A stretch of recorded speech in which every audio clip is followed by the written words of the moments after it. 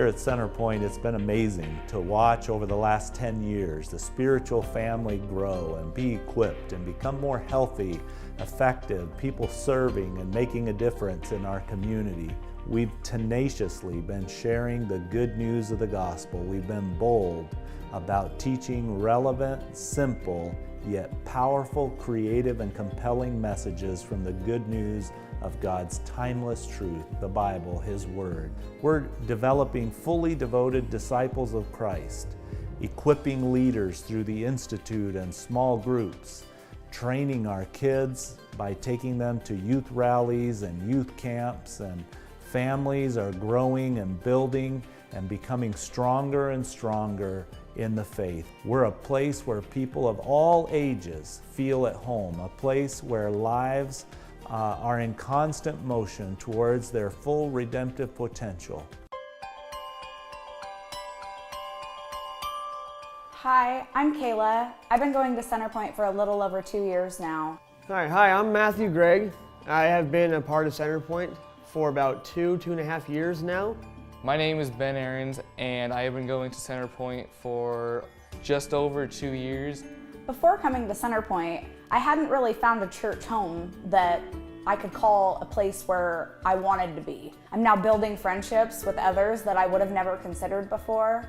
I'm showing others the path that was freely given to me, and now I'm just hoping that others see me leading by example and that they can take that walk just as I did so freely. Since I've been coming to Centerpoint the last 2.5 years, the biggest change thing that's happened in my life, one is I used to be on drugs. Now I'm not. I'm completely sober, a little bit over 2 years now.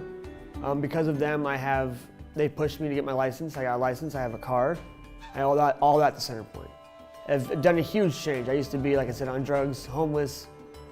I didn't really care about anybody but myself. Now I care about everybody else. And it's changed my life completely.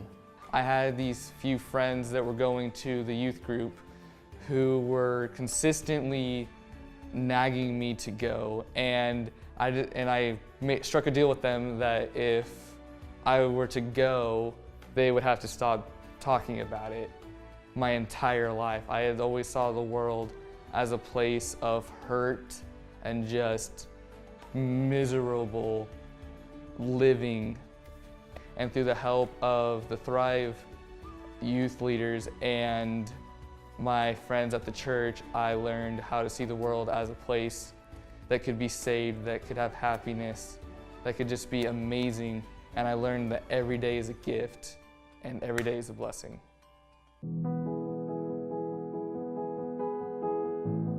We truly believe in passionately pointing people to pursue a Christ-centered life. And we do that through all of our ministries. We do that with our CR ministries on Tuesdays, and we do that through our Thrive ministries on Wednesday night. Our Thrive ministry is our youth ministry, and we encompass the students of middle school and high school. And it's amazing to be able to see what God is doing in our community by bringing these young people to our property, to Centerpoint. We have been able to experience transformation that has been incredible. Our students are going into their schools, and their teachers, their peers are recognizing the transformation that is happening in their lives. And all of that is possible through our leaders that help out at Thrive, through our shuttle team ministry that helps bring kids to Thrive on Wednesday nights and take kids home, and even to all of the ministry leaders who help our teenagers help and support and be servants in our main event on Sunday mornings. We have our teenagers, our students participating in every aspect of what we do, and we want to be able to give them a building, a facility where they can have more time, more availability, to have a drug-free zone, a space where they can feel safe, a space where they know that they can feel loved for, cared for, and we want to provide that for them. Through our many events here at Centerpoint, we try to connect with the people in our community and to invite people to connect deeper, not just with what's happening, but with Christ. We do that through our Freedom in the Sun, which is an amazing community event that our CR team puts together. We do that with Water Wars, which is another awesome community event where we bring out all of our young people with amazing water features and music and food.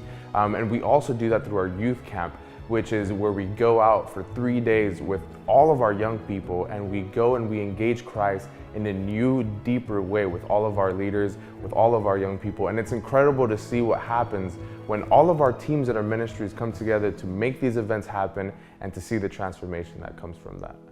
Through our worship, we want to create a welcoming and engaging experience in every main event, and to have a facility that can allow us to not only practice in the same place that we play on Sunday mornings, but also to give us the freedom to create new ways, to create an awesome experience where a guest can feel welcomed and where you can feel comfortable to worship, to raise your hands, to sing, and to be engaged in what God wants to do with you every Sunday morning. We went from being this dysfunctional family to this functional family. It's just fascinating to watch God work in those ways and to be a part of it. Even just a little teeny part of it is just amazing. It's amazing, it's fulfilling, it's like, this is what I'm supposed to do, this is what I'm supposed to be. And here, I feel like I'm making a difference. Here, our pastor supports Celebrate Recovery. Here, I feel like I'm more in a hospital setting. Here, I feel like I'm being trained. I feel like I'm more on the front line. I feel like that I'm making a big difference.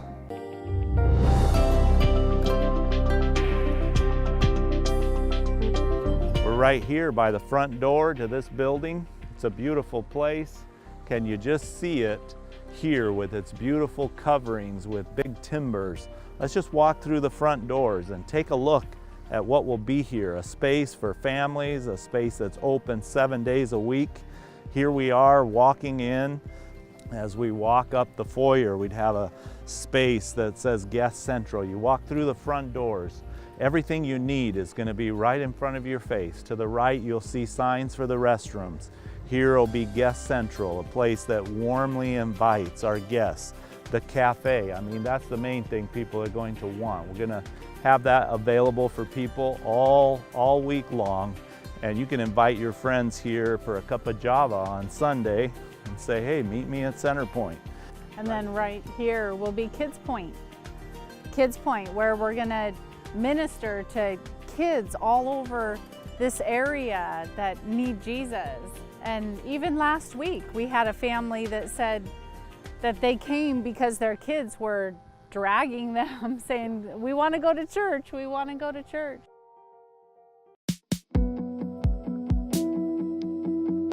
Our Daring Faith campaign that we're launching is an opportunity for each one of us to grow spiritually. You might ask, why are we doing this? Well, we all need to advance in our faith.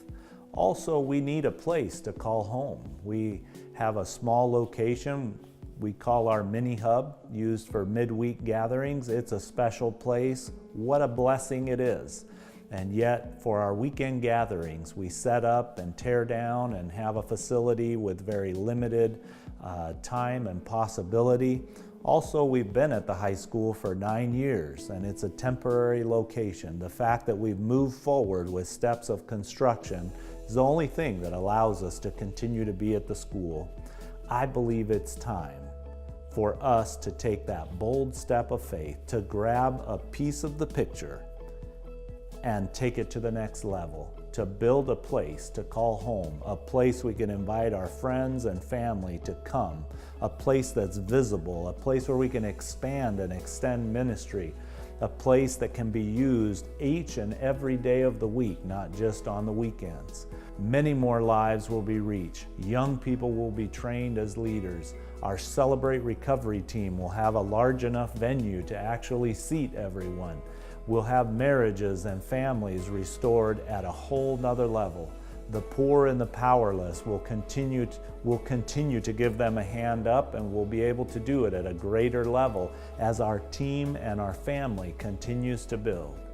We will build a legacy by bringing our part to the picture. So what can we each do to make a difference in this? I believe that anything that we desire to do, requires sacrifice. David said, I'll not bring an offering that doesn't cost me anything. And so it's going to require sacrifice. I'm going to encourage each one of you, those of you who are friends of Centerpoint, those of you who are regular attenders, and those who are members here at Centerpoint, whether you serve, wherever you are, we're going to invite you to be part of something bigger than yourself, to give at a level that will help us to build a house, a place to call home, a house to declare God's goodness and greatness. I'm going to invite you and encourage you to give from your heart, to go to God and say, how much would you have me give? And take daring, bold steps towards seeing what God desires to be done, to be accomplished here. On June 3rd, we're calling it our Commitment Sunday, and I'm going to ask each one of you to bring a one-time gift and then to commit over the next 36 months to give every month or quarterly or annually, whatever God would have you do, and give a significant amount, something that would allow for God's house to be built. Now, everyone's gift won't be the same size, but every household having the same level of sacrifice, changing lives for all of eternity, together we can make a difference as we unify our hearts. We may not agree on everything, but I believe we can all agree that it's time for Centerpoint to have a home of its own, a place to call home, a place to belong. Are you ready, Centerpoint?